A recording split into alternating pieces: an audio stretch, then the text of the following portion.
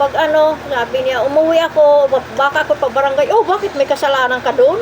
Ikaw nga tuloy doon ng trabaho, linuko ka nila, tapos sila pa magpaparang-barangay. Bakit hindi nila subukan magpabarangay? Ikwento lang yan siya. Yan talaga siya magkwento para o, tapos nung nagkaanak ka naman, anong feeling nung yung feeling ng nanganak ka? Mahirap. Mahirap kasi Hindi ma, pero yung nabuntis ka, mahal mo na sa bata. nabuntis ako, tinanggap ko. Siyempre, alam mo, ako lang mag-isa dito Manila. Yung mga nakarda na sa Samar, Lorna. Alam mo, nagkita kami ito ni Lorna. May anak na ako kay nanganak na ako kay Noo. Pero may anak din siya. Pumunta siya dito Manila. Oo, ding. Talagang pinuntahan talaga niya ako eh. Namimiss Si niya Tita ako. Lorna yung parang mapagmahal sa kapatid, no? Yung pag wala siyang paborito na kapatid, no? Oo, Lahat yung dito inaano niya.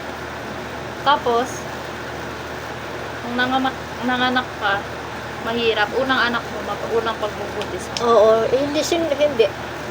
Parang, unang pagbubuntis, yung parang magaan lang naman ang tiyan mo. Siyempre, nasa ano mo yan. Feel mo ba? Oo. Nanganak na ako, ang hirap manganak. Talagang iyak ako ng iyak. Unang anak yun ha, meron pang 8. Iyak ako ng iyak. Naiisip ko yung magulang ko, yung mama. Siyempre, iniisip ko baka mamatay ako. Grabe. Hindi ko na makikita yung mama ko. Tapos, Pero nung nanganak ka, nakaraos ka. Karaos naman Mabilis ako. ka nanganak mo. Mabilis lang naman ako manganak. Siyempre, bata ka pa nun. Inay naman ang nagpanak ako. Kasi may gumagabay din sa'yo. Andyan yung mama ni Papa, di ba? Oo. Pangalawang anak mo. Hindi naman ako. Ang galing ng kasi lalaki una, sunod babae. Tapos dinagdagan pa ng 7 na bata.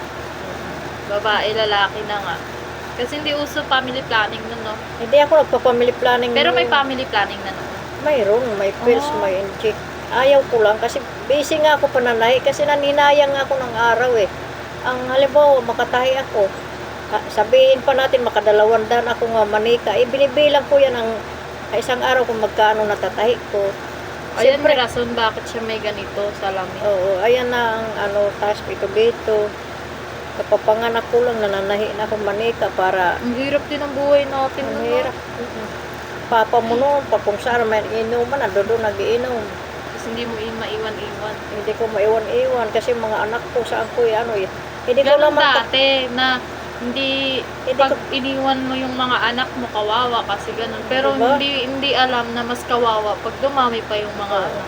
susumbatan ako ng mga anak ko. Ako nga iniwan mo, 'di ba? At least ngayon iniwan ko kayo, malalaki na kayo. Malaki na iyan. Nagsabi ba sa'yo, iniwan mo kami? At saka hindi naman ako nagpapabaya sa inyo yan.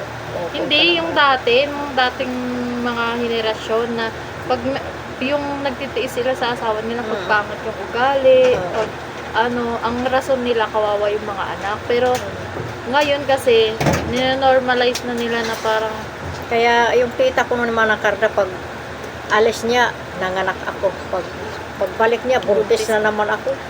Ikaw, wala kang ginawa kundi manganak ng manganak. Ay, anong gagawin ko? Sabi ko. Alam nga naman, anuhin ko yan.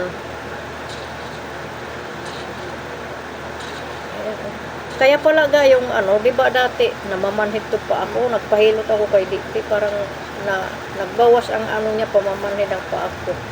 Na lang siguro mga ugat ko. subumpong lang.